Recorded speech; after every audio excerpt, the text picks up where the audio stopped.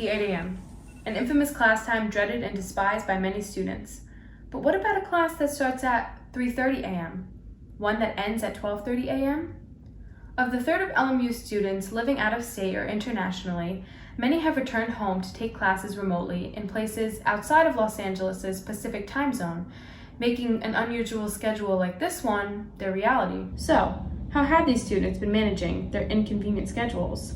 Janica Wade, an LMU senior, has been taking classes from home in New York City, 3 hours ahead of Los Angeles. On Thursdays, her film production seminar runs into the night, from 9:30 p.m. to 12:15 a.m. Eastern Time. She said, "On Thursdays, when I have 3 classes, including the one that lasts until midnight, I do feel overwhelmed with the amount of classes and work that I have to complete that day." On the other side of the world, LMU sophomore Kenneth Pinnedy is taking classes from his home in Jakarta, Indonesia, an entire 14 hours ahead of Los Angeles.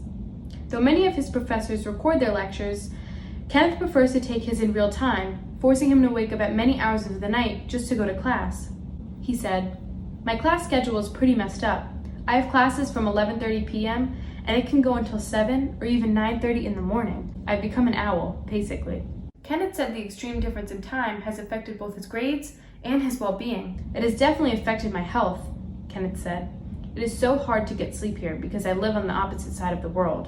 Overall, it is just really hard, but I'm used to it now." I spoke to Scylla Samay, the Assistant Dean of International Students and Initiatives at LMU, to learn more about how the university is helping these students.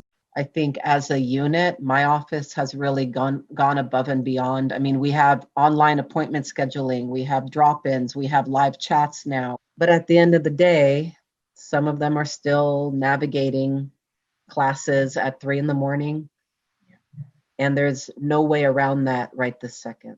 Scylla has spoken with many international students like Kenneth, who are struggling to manage their home, work, and school lives in different time zones. I was on a call with a student the other day. He has 4 asynchronous classes, but 1 that remains synchronous. It's a 4 a.m. class.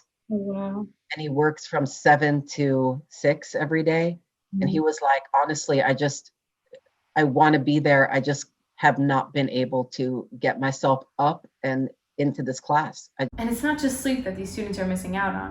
The sense of community and connection that comes from a smaller university like LMU has been lost too.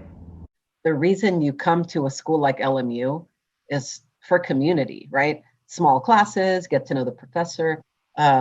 It's challenging for the students to not be able to ask questions in the moment or to make sure that they caught everything, and to make the connections with classmates and to be able to work on group projects. So until all students are welcome back onto the Bluff, it seems that the struggle for students living in different time zones will have to continue. In the meantime, LMU remains committed to making sure all of its students do well this semester, no matter where in the world they may be.